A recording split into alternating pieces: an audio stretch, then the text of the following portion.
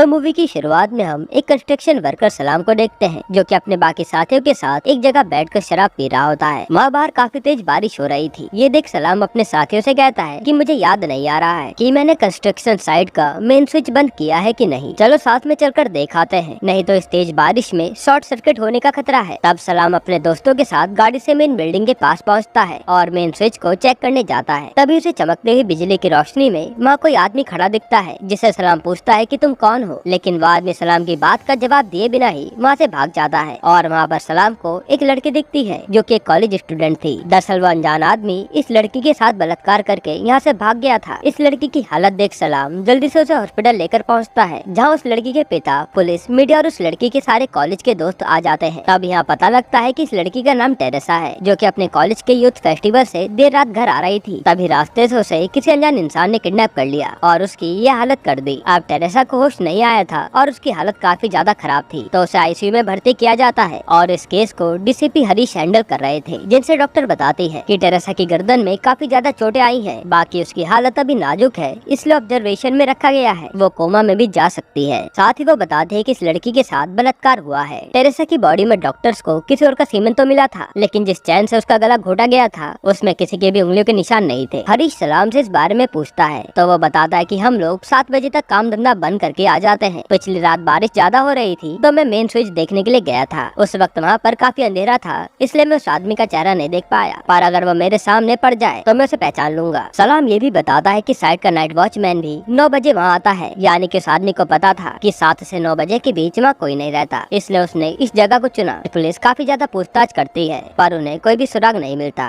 और ऐसे ही करते करते करीब 7 महीने का समय बीत जाता है और बेचारी टेरेसा अभी भी कोमा में थी। लेकिन वहाँ कॉलेज स्टूडेंट्स उसके सपोर्ट में रोड पर उतर आए थे। पुलिस ने इस केस में किसी को भी अरेस्ट नहीं किया था, इसलिए उनके ऊपर दबाव बढ़ता जा रहा था। इस कारण से ये तय होता है कि हरीश ने अगर ये केस अगले एक हफ्ते में सॉल्व नहीं किया तो इसे सीबीआई को सौंप दिया जाएगा। तो हरीश एक आखिरी दाव खेलता है। दरअसल कुछ लोग अपने डीएनए को लैब में देते हैं ताकि अगर वो किसी भी शाही या खास खानदान से हो तो उन्हें ये चीज पता लग जाए। अगर उनका डीएनए किसी ऐसी शख्सियत से मैच कर जाता है तब लैब वाले उन्हें बता देते हैं। पुलिस के पास अब अपराधी की सीमेन रिपोर्ट थी, यानी कि उसका डीएनए उन्हें पता था। तो हरीश आसपास के शहरों की लैब में वो डीएनए दे देता है कि अगर ये किसी का भी मैच निकल जाता है तो उस कातिल तक पहुंचा जा सकता है। मतलब हो सकता है कि उसने भी अपना डीएनए कहीं दिया हो। अब ये करके एक तरह से हरीश ने अंधेरे में तीर चलाया था और उसका निशाना सही जगह लग जाता है। जब उसका दिया डीएनए एक हैदराबाद का आईटी इंजीनियर सहदेव से मैच करता है, हरीश तुरंत हैदराबाद सहदेव के पास पहुंचता है और पता चलता है कि जब टेरेसा के साथ गलत हुआ था तब सहदेव अपने दोस्तों के साथ एक क्लब में था और उसने उस दौरान अपना क्रेडिट कार्ड भी इस्तेमाल किया था, यानी कि सहदेव तो ये काम नहीं कर सकता। हरीश उससे कहता है कि चलो रिश्तेदारों के डीएनए भी मैच करते हैं, तो क्या तुम्हारा कोई रिश्तेदार केरला में रहता है? सहदेव बताता है कि हाँ, मेरे दादा के जो भाई थे उनकी फैमिली केरला में रहती है, उनसे हमारी कोई जान पहचान तो नहीं है और आजकल इतनी दूर की रिश्तेदारी रखता भी कौन है, पर आप कहोगे तो मैं उन लोगों के डिटेल्स और उनका एड्रेस आपको पता करके बता दूंगा। बस फिर क्या था, हरीश को पता चलता है कि वो रिश्तेदार कोई और नहीं बल्कि टेरेसा के कॉलेज का प्रोफेसर निशांत है। हरीश फिर सलाम को साथ लेकर निशांत का पीछा करता है, जो कि अपनी बीवी हरिता के साथ एक पार्किंग में था। उसे देख सलाम कहता है कि सर वो ये नहीं था, जिस पर हरीश बोलता है कि रुक जाओ और एक बार फिर से देखना। तब 2 पुलिस वाले सिविल कपड़ों में जाकर निशांत से पार्किंग को लेकर झगड़ा करने लगते हैं और उनमें से एक निशांत के पेट में जोर का घुसा मारता है। ऐसा करने से निशांत ठीक उसी पोजीशन में आ जाता है जैसे सलाम ने उस रात को उसे देखा था। उसे इस तरह देखकर सलाम कहता है कि हाँ सर यही था वो। बस फिर क्या था, अगले दिन निशांत को पुलिस पकड़ लेती है और टेरेसा की बॉडी पर मिले सीमेंट से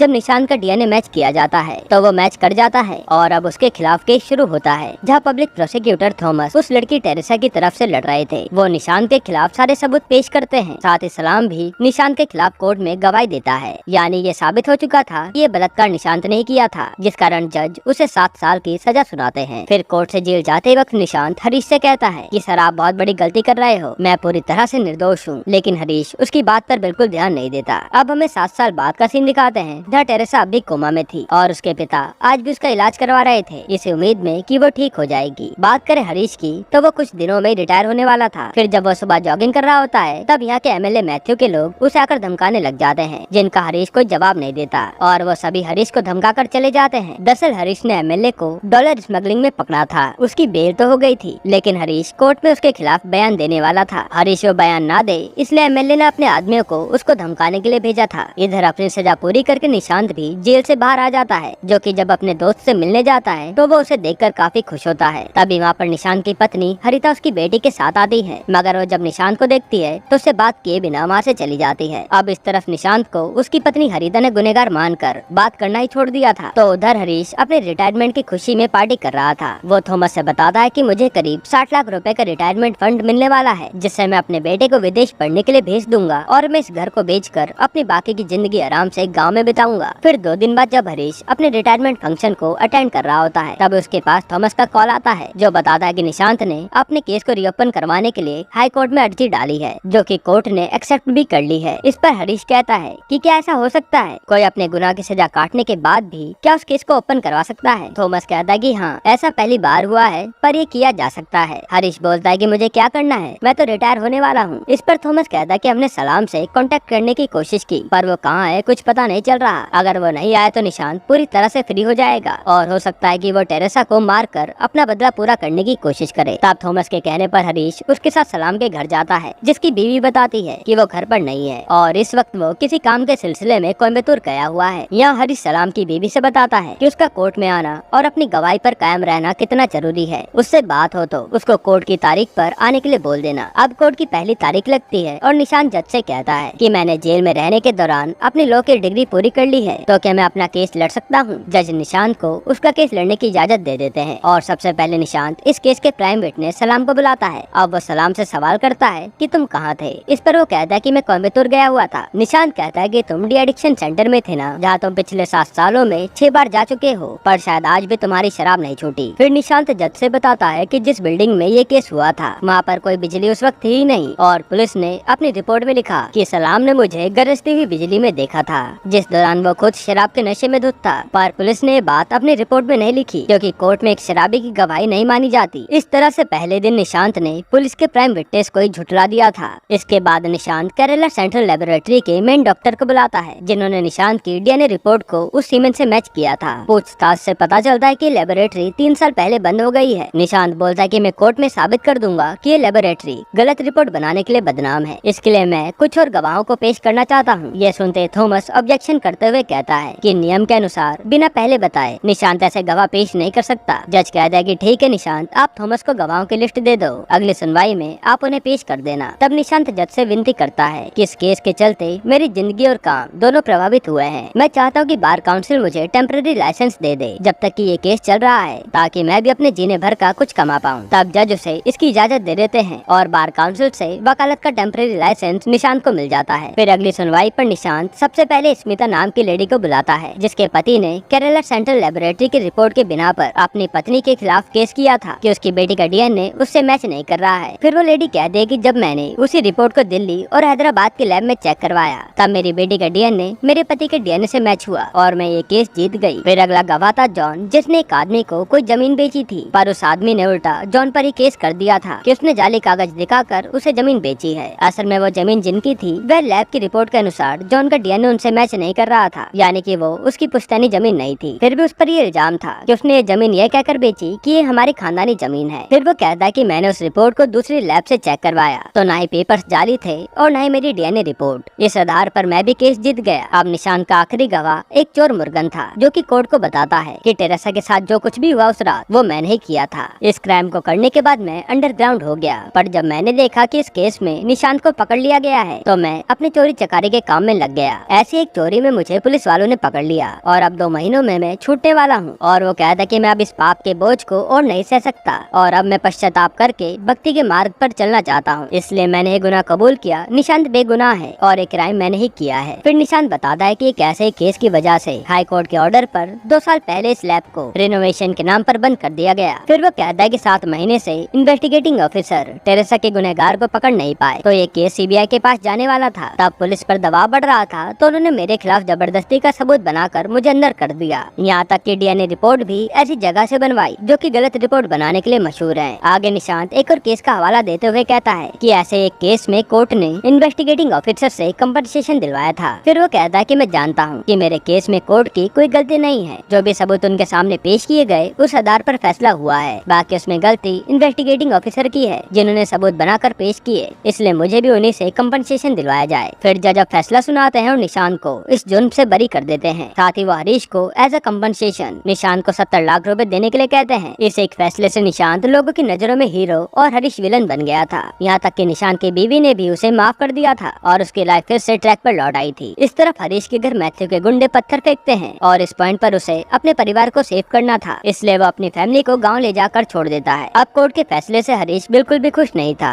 और वह काफी ज्यादा नशे में रहने लगा था। हरीश थॉमस से कहता है कि निशांत जितना दिखता है उससे कई ज्यादा शातिर है और मैं उसका सच दुनिया के सामने लाकर रहूंगा। इसके बाद हरीश जब अपने घर पहुंचता है तो वहाँ एमएलए के गुंडों ने तोड़फोड़ की होती है और साथ ही उसके पालतू कुत्ते को भी मार दिया होता है। तब नशे में हरीश को लगता है कि ये काम निशांत का है, इसलिए वो निशांत के घर जाकर उससे लड़ने लगता है। माँ निशांत अपने दोस्तों के साथ पार्टी कर रहा था तो उसके दोस्त किसी तरह से उसे बचाते हैं। फिर अगले दिन हरीश उस जेल के जेलर से मिलता है जहाँ निशांत कैद था। तब जेलर बताता है कि जब निशांत शुरुआत में यहाँ आया तो उसे सभी कैदी काफी ज्यादा मारते पीटते थे, क्योंकि जेल में हर बलात्कार के आरोपी का यही हाल होता है। इस दौरान जेल में एक गैंगस्टर नारी सुन्नी भी मौजूद था जो कि जेल से अपने गैर कानूनी काम संभालता था, जैसे हवाला वगैरह। फिर एक दिन नारी सुन्नी ने निशांत को मिलने के लिए बुलाया और दोनों में कुछ बातचीत हुई और फिर नारी सुन्नी ने सभी से जेल में कहा कि ये बेगुनाह है, इसलिए अब इसे कोई कुछ नहीं कहेगा। नारी सुन्नी ने भी उस दिन से अपने सारे काले धंधे छोड़ दिए और निशांत भी अपनी लॉ की पढ़ाई करने लगा और वो किसी से भी बात नहीं करता था। इसके बाद हरीश जाकर मिला मुर्गन से, जो बताता है कि मैंने इस बारे में निशांत को पहले भी चिट्ठी भेजी थी पर उन्होंने कोई जवाब नहीं दिया। फिर जब निशांत ने अपनी सजा काट ली तो वो एक दिन मुझसे मिलने आया, उससे मेरी बात हुई और फिर उसके कहने पर मैंने कोर्ट में आकर अपना बयान दे दिया। अब हरीश को निशांत के खिलाफ कोई भी सुराग नहीं मिल रहा था, इसलिए वो नशे में डूबता जा रहा था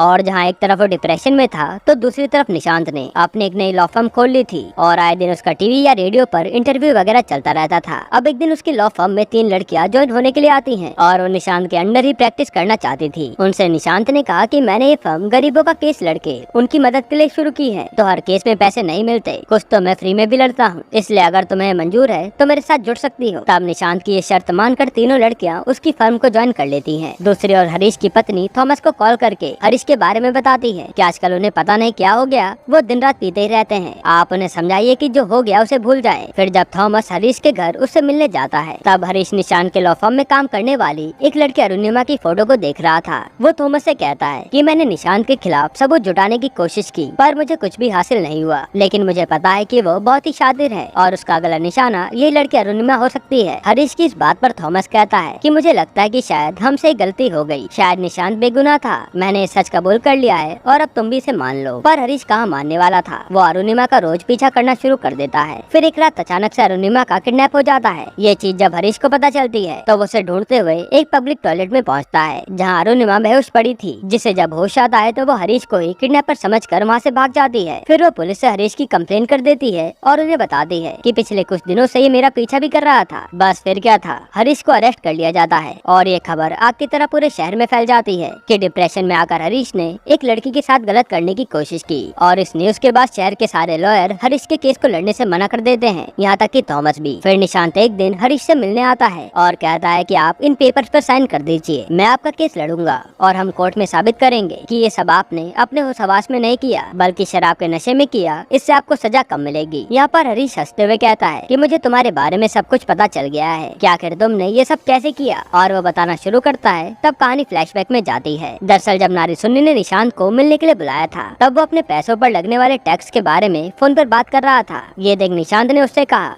कि मैं आपके इस बारे में मदद कर सकता हूँ। उसने नारी सुन्नी को बताया कि पहले आप नाइजीरिया में एक कंपनी खोलो, वहाँ पर बिजनेस करने पर कोई टैक्स नहीं लगता है, फिर ये सारा पैसा तुम उस कंपनी के अकाउंट में सेंड कर दो। साथ ही इधर इंडिया में एक सॉफ्टवेयर डमी स्टार्टअप कंपनी अपनी पत्नी के नाम पर खोल दो। स्टार्टअप्स में पहले 5 साल कोई टैक्स नहीं लगता, तो तुम बड़े आराम से अपना सारा पैसा नाइजीरिया से इंडिया की इस कंपनी में भेज सकते हो, जिस पर तुम्हें कोई टैक्स नहीं देना पड़ेगा और तुम्हारा सारा ब्लैक मनी व्हाइट हो जाएगा। निशांत की इस आइडिया को सुनकर नारी सुन्नी ने उसे अपने साथ मिला लिया और फिर वो गैंगस्टर नारी सुन्नी से बिजनेसमैन सुनील बन गया और स्मिता, जॉन और मुर्गन ये सभी नारी सुन्नी के ही आदमी थे, जिन्हें नारी सुन्नी ने कोर्ट में झूठी गवाही देने के लिए पैसे दिए थे। वो ये करके निशांत की मदद कर रहा था। रही बात सलाम की, तो जब भी उसके पास पैसे नहीं होते थे तो उसे जानबूझकर नारी सुन्नी के लोग शराब खरीद कर देते थे, यानी कि वो शराब को ना छोड़ पाए। ये भी निशांत का ही आइडिया था। आगे हरीश बताता है कि मैंने टेरेसा वाले केस में तुम्हारे बैकग्राउंड को ना चेक करके बड़ी गलती कर दी थी। जिस सफाई से तुमने टेरेसा की जान ली उससे साफ होता है कि ये तुम्हारा पहला मर्डर मर्डर नहीं था। दरअसल दोस्तों आपको बता दो कि इस पॉइंट पर टेरेसा मर चुकी है। फिर हरीश कहता है कि मैंने जब इन्वेस्टिगेशन की तो मुझे पता चला कि 1991 कलकत्ता यूनिवर्सिटी से सोफिया नाम की लड़की गायब हो गई थी। उसे तुमने उसी की कार में जला दिया था।